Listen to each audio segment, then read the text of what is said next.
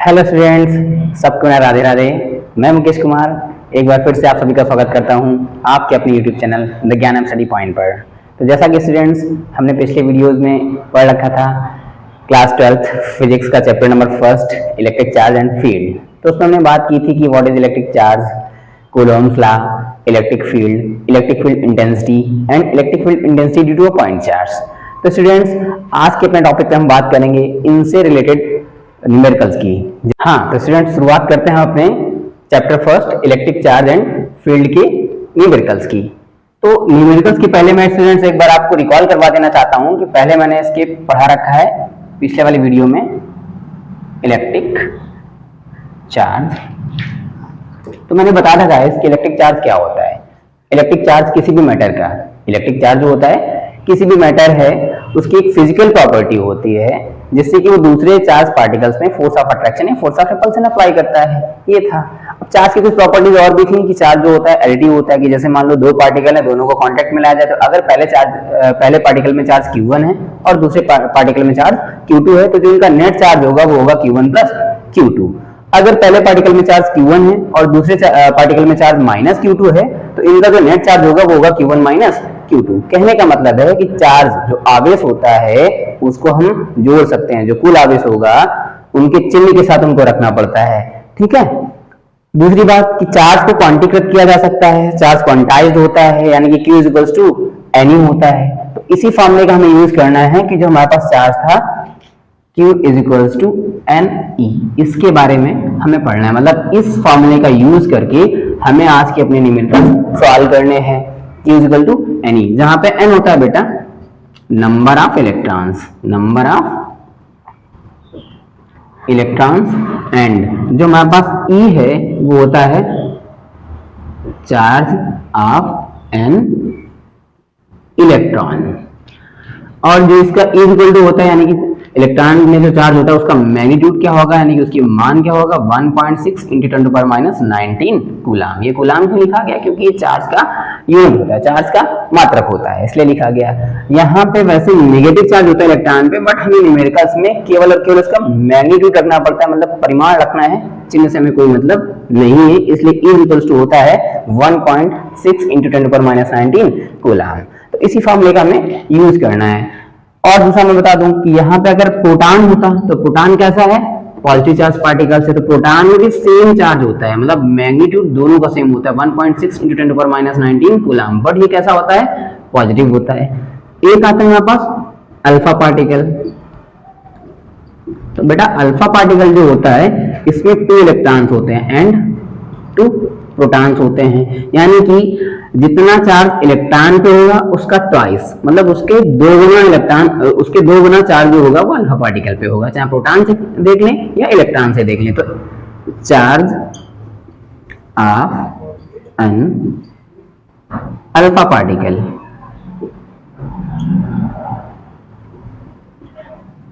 Is equals to 2 times 1.6 × 10⁻⁹ coulomb.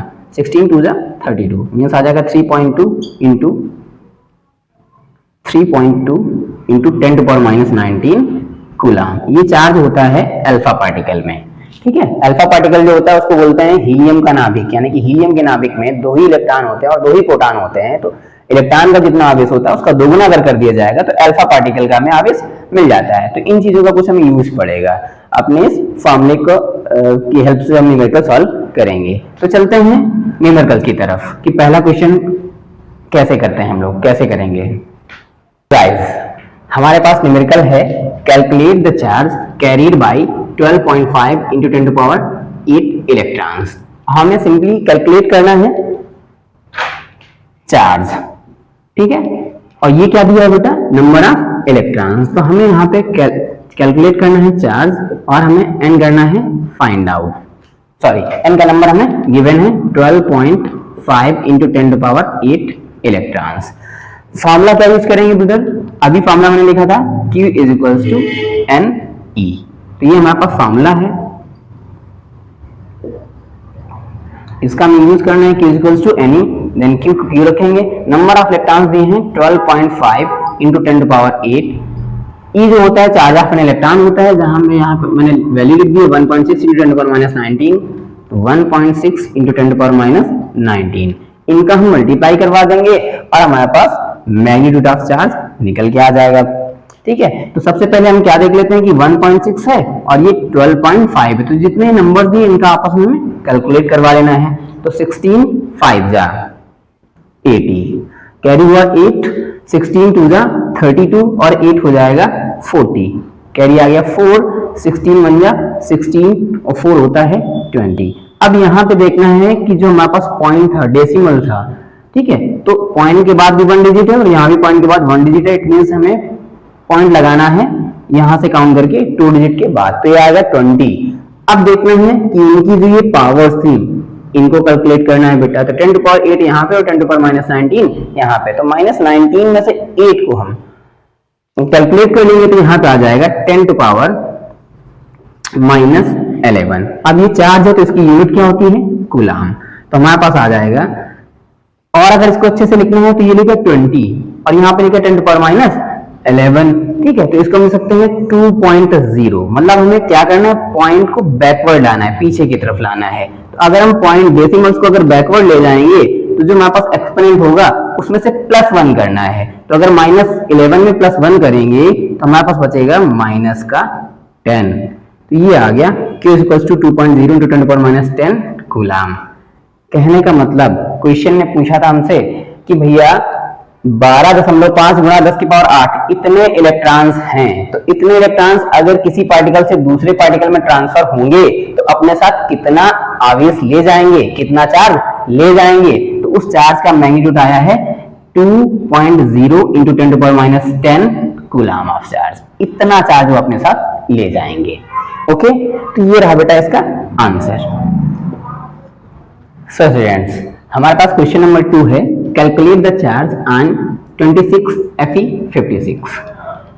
तो बेटा इससे घबराना नहीं है, बहुत इजी है। हमें करना क्या है कि हमारे पास लिखा है 26 Fe56, यानी कि आयरन है, आयरन का जो एटॉमिक नंबर लिखा है वो लिखा है 26 और एटॉमिक मास लिखा है 56।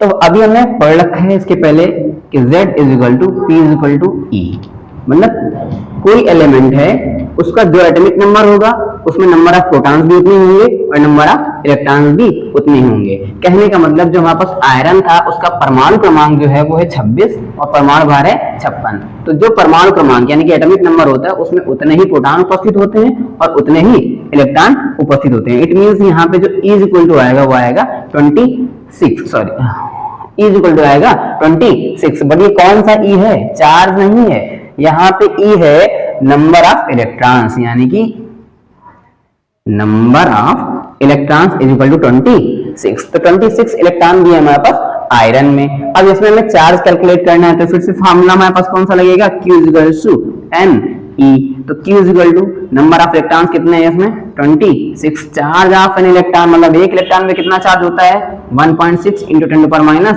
19 कूलम। तो Q = 26 का मल्टीप्लाई 16 से कर देना है, आंसर आ जाएगा।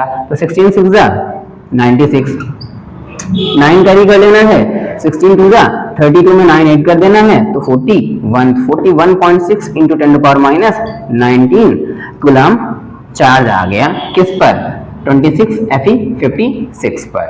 ठीक है, अब अगर हमें पॉइंट को पीछे ले जाना है, क्योंकि एक्चुअल होता है कि स्टैंडर्ड फॉर्म में अगर हमें आंसर देना होता है तो पॉइंट के पहले मात्र 1 डिजिट होना चाहिए।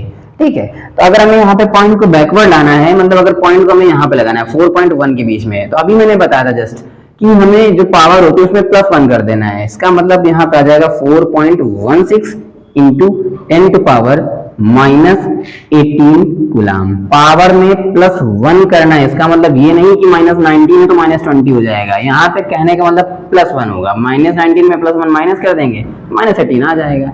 इस तरह से हमको करना होता है। तो चार्ज का मैग्नीट्यूड आ गया है 4.16 into 10 to power minus 18 coulomb, और इस तरह क्वेश्चन पूछे जा सकते हैं। तो स्टूडेंट्स अब चलते हैं अगले क्वेश्चन की तरफ। हमारा क्वेश्चन नंबर 3 है, a comb drawn through persons hair on a dry day causes 10 to power 22 electrons to leave the person's hair and stick to the comb. Calculate the charge carried by the comb. Question सीधी सी बात है कि एक क्या है कि बहुत गर्म दिन था, एक व्यक्ति के बालों पर कंघी को रगड़ा गया है, तो क्या हुआ भाई कि बालों से 10 to power 20 इलेक्ट्रॉन्स निकलकर पाम पे आ गए हैं। हेयर से इतने इलेक्ट्रॉन्स लीव कर चुके हैं हेयर्स को और पाम पे आ गए हैं। ठीक है, calculate the charge carried by the comb.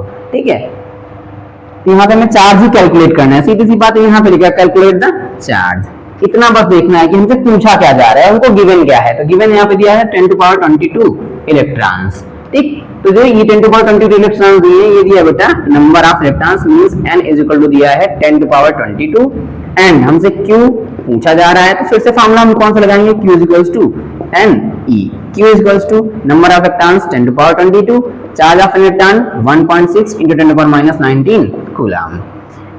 q is equal to, अब 1.6 है तो 1.6 ही रहेगा, यहाँ पे लिखा 10 to power 22 और यहाँ पे लिखा 10 to power minus 19। 22 में minus 19 कर देंगे, आंसर आ जाएगा हमारे पास into 10 to power, तो 22 में भैया 19 घटाएंगे तो कितना आएगा, 3 आ जाएगा।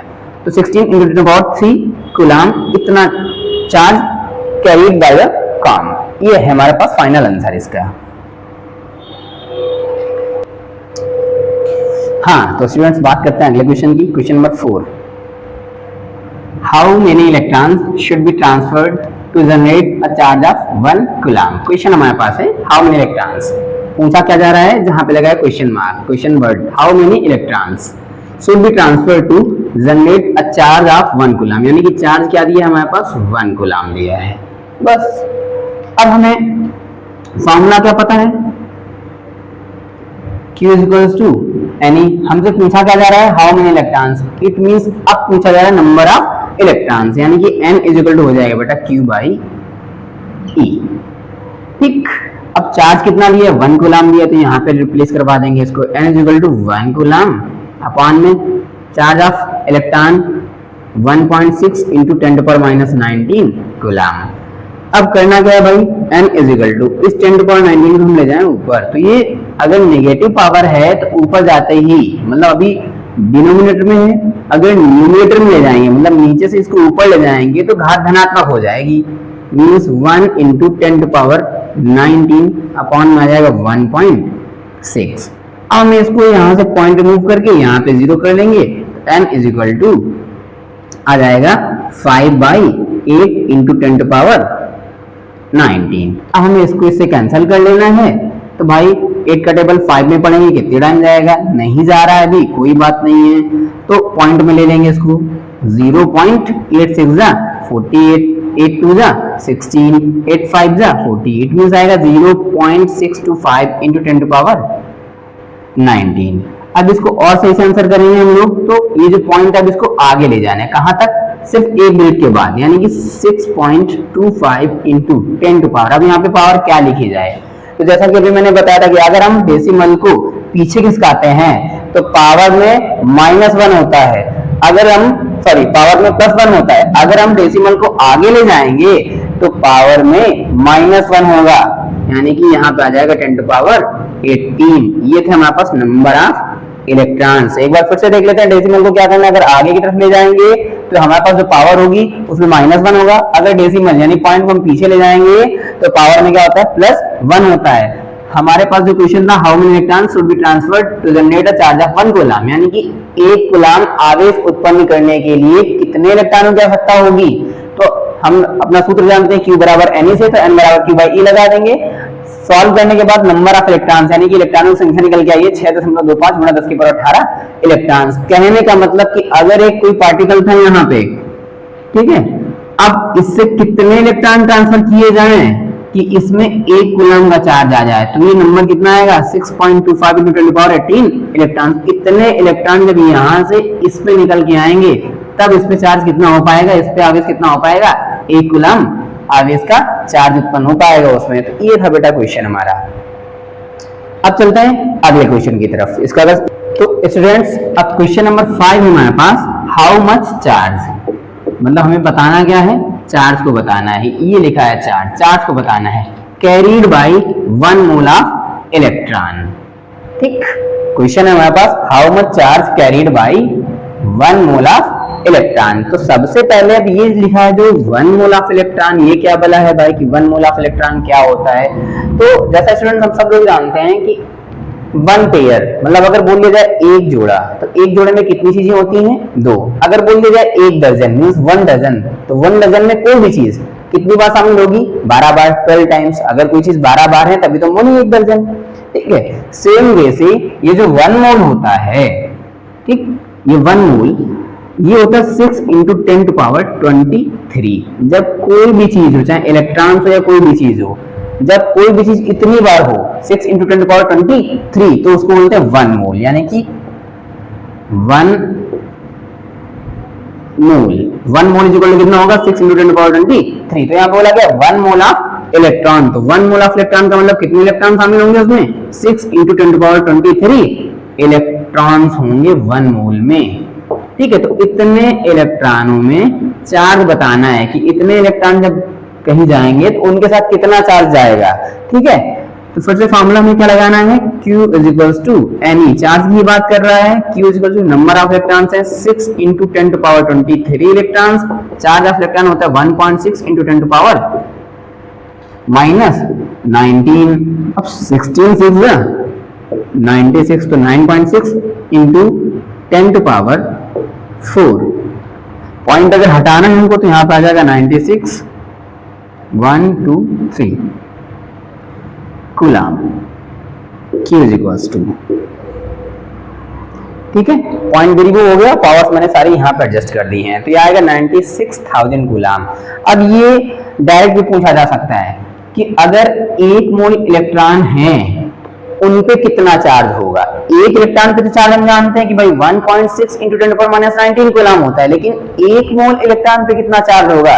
तो 96,000 यानी कि 9.6 इंटू 10 पावर 4 इतना कूलम का चार्ज होगा एक मोल इलेक्ट्रॉन पे। मोल मैंने बताया, मोल ये बताया, मोल की संकल्पना दी थी हमें एवोगाड्रो ने, इसको हम एवोगाड्रो नंबर भी बोलते हैं कि अगर कोई भी चीज है उसमें 6 इंटू 10 पावर 23 टाइम्स वही चीज शामिल होगी तब बोला जाएगा कि उसकी मात्रा कितनी है? वन मोल है। जैसे कि एक दर्जन में 12, एक जोड़ी में 2, सेम वैसे होता है one mole of electrons is equal to 6 into 10 power 23 electrons. ये हो गया बेटा क्वेश्चन।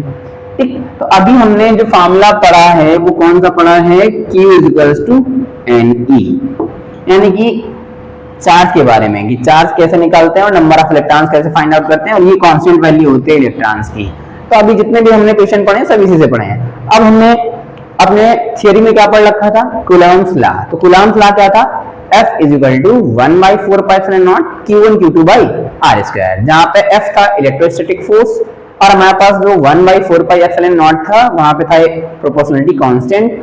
Q1 एंड Q2 दो चार्ज थे और जो R था उनके बीच की डिस्टेंस थी। तो अब हम कूलम्स लॉ के फार्मूले से कितने क्वेश्चंस आते हैं, कैसे क्वेश्चंस आ सकते हैं, उन पर ध्यान देंगे। हाँ, तो स्टूडेंट्स हमारे पास क्वेश्चन नंबर 6 है, calculate Coulomb force between two alpha particle separated by a distance of 3.2 into 10 power -15 metre in air. मतलब क्वेश्चन ये है कि हमें दो अल्फा पार्टिकल दिए गए हैं जिनके बीच में डिस्टेंस यानी कि दूरी दी गई है 3.2 गुणा 10⁻⁻15 मीटर, और इन पे दोनों अल्फा पार्टिकल्स पे लगने वाला हमें बल बताना है कूलम के नियम से, या कूलम फोर्स बताना है, इलेक्ट्रोस्टैटिक फोर्स बताना है। ठीक है, तो सीधी सी बात है, हमें फोर्स बताने के लिए नाम भी दे दिया है कूलम फोर्स, तो हमारे पास फार्मूला कौन सा यूज किया जाएगा? फार्मूला यूज किया जाए F is equals to 1/4πε0 into Q1 Q2 by R square. अब ये बताओ हमारे पास कौन कौन से पार्टिकल दिए हैं? तो यहाँ पे दो अल्फा पार्टिकल दिए गए, ये दो अल्फा पार्टिकल, और उनके बीच में डिस्टेंस क्या दी गई है? ये डिस्टेंस गिवन है हमको। तो सबसे पहले हमें पार्टिकल पता है अल्फा पार्टिकल और डिस्टेंस R पता है ये।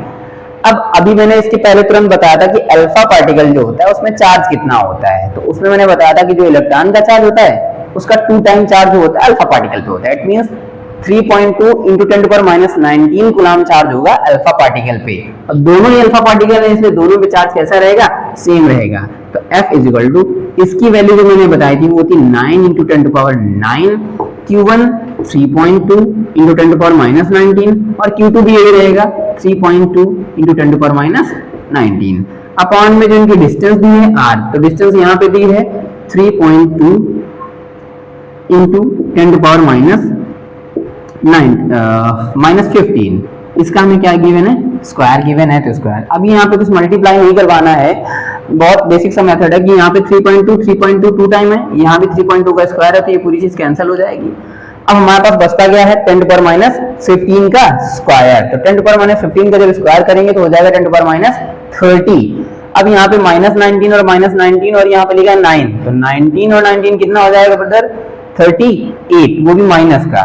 तो करते हैं आगे, देखते हैं कि अब क्या होगा। यहाँ पे सिर्फ बचा है 9, तो इज इक्वल टू में 9 इंटू, अभी मैंने बताया कि केवल और केवल पावर बचे हैं, घातांक बचे हैं, तो 10 की पावर 19 माइनस का है, 10 की पावर फिर से माइनस का 19 है, 19 और 19 38, 38 में 9 घटाएंगे तो हमारे पास बच जाएगा 29। ठीक है, तो 10 की पावर -29 अपान में जब आएंगे तो यहाँ पे 10 की पावर -15 का स्क्वायर दिया है, तो हो जाएगा 10 की पावर -30। ठीक है, तो जब माइनस का 30 ऊपर जाएगा तो हो जाएगा +30, तो +30 में जब -29 करेंगे तो सिर्फ आएगा 10, अर्थात हमारे पास जो बल आया है वो है 90 न्यूटन।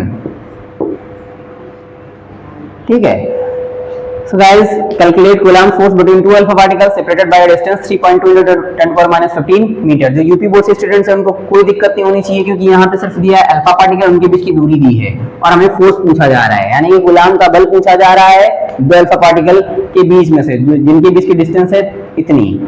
हमने F बराबर 1/4πε0 Q1 Q2 बाय r² का फार्मूला लगाया है, सारी वैल्यूज रख दी हैं, इसके बाद कैलकुलेट कर लिया है, तो दोनों के बीच जो बल आया है वो कितना आया है? 90 न्यूटन। हाँ, तो स्टूडेंट्स क्वेश्चन नंबर 7 है, calculate the distance between two protons such that the electrical repulsive force between them is equal to the weight of either. Question को ध्यान से पढ़ना है कि हमें सबसे पहले क्वेश्चन सॉल्व करने के पहले हमें देखना है कि हमें क्या क्या गिवन है और हमसे क्या पूछा जा रहा है। दो चीजें ध्यान देनी है किसी भी न्यूमेरिकल को सॉल्व करने के पहले, कि हमको क्या क्या डेटा गिवन है, कितनी इंफॉर्मेशन हमें क्वेश्चन से मिल रही है और हमसे पूछा क्या जा रहा है। उस इंफॉर्मेशन के अकॉर्डिंग हम कौन सा फॉर्मूला अप्लाई करेंगे और उनमें कैसा रिलेशन बनाएंगे। तो यहाँ पे आते हैं भाई कैलकुलेट द डिस्टेंस। तो सबसे पहली बात हमें क्या कैलकुलेट करना है? डिस्टेंस। तो पता चल गया कि हमको r फाइंड आउट करना है बिटवीन टू प्रोटॉन्स। हमारे पास पार्टिकल कौन से दिए हैं? प्रोटॉन्स दिए हैं। Such that the electrical repulsive force between them is equal to the weight of either, यानी कि ये कंडीशन बताई गई है, अकॉर्डिंग टू क्वेश्चन एक कंडीशन बताई गई है कि दो प्रोटॉन है, उनके बीच में हमें डिस्टेंस बताने की कितनी दूरी पर रखे हैं, और वो इस प्रकार रखे हुए हैं कि जो उनका वेट है, प्रोटॉन का जो वेट है वो उनके लगने वाले रिपल्सिव फोर्स के बराबर है। हमें दिया क्या था बेटा? Calculate the distance between two protons such that the electrical repulsive force between them is equal to the weight of either।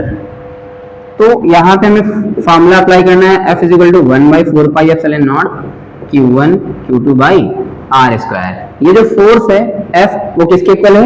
इनके वेट के इक्वल है, तो जो वेट होगा वो होगा m इंटू जी के इक्वल। जहाँ पे जो m है बेटा वो m है mass of proton and m is equal to होता है 1.67 इंटू 10⁻27 kg एंड जो g है वो है एक्सेलरेशन ड्यू टू ग्रेविटी। इसका मतलब होता है, इसका वैल्यू होती है जो 9.8 होती है, 9.8 मीटर पर सेकेंड। अकॉर्डिंग टू क्वेश्चन हमसे बोला गया है कि जो इनके पास इनके बीच में लगने वाला रिपल्सिव फोर्स है वो किसके इक्वल है? इनके वेट के इक्वल है, यानी कि जो है F की वैल्यू थी 1/4πε0 इंटू Q स्क्वायर अपॉन में r² इज इक्वल टू में mg। ये Q स्क्वायर इसलिए आया क्योंकि सेम पार्टिकल थे, यानी कि दोनों ही प्रोटॉन थे। अब वैल्यूज रखनी है और हमें r² बताना है, तो r² को हम एक तरफ ले जाएं और mg को यहाँ पे ले आएंगे, यानी कि हो जाएगा r² is equal to 1/4πε0 Q square upon में mg। r² is equal to इसकी वैल्यू रख देंगे 9 इंटू 10⁻9, Q स्क्वायर जो होगा 1.6 इंटू 10⁻19 कूलम का जो स्क्वायर कर देंगे, मास ऑफ प्रोटॉन रख देंगे 1.6 इंटू 10⁻27 kg इंटू 9.8। जब इस पूरे को सॉल्व करेंगे, कैलकुलेट करेंगे, तो r² की जो वैल्यू आएगी वो आ जाएगी 1.14 मीटर में। हमें बात करनी थी सिर्फ डिस्टेंस की, r की, तो r का जो वैल्यू आएगा बेटा वो आ जाएगा 0.018 मीटर। ये रहा हमारे पास आंसर इसका।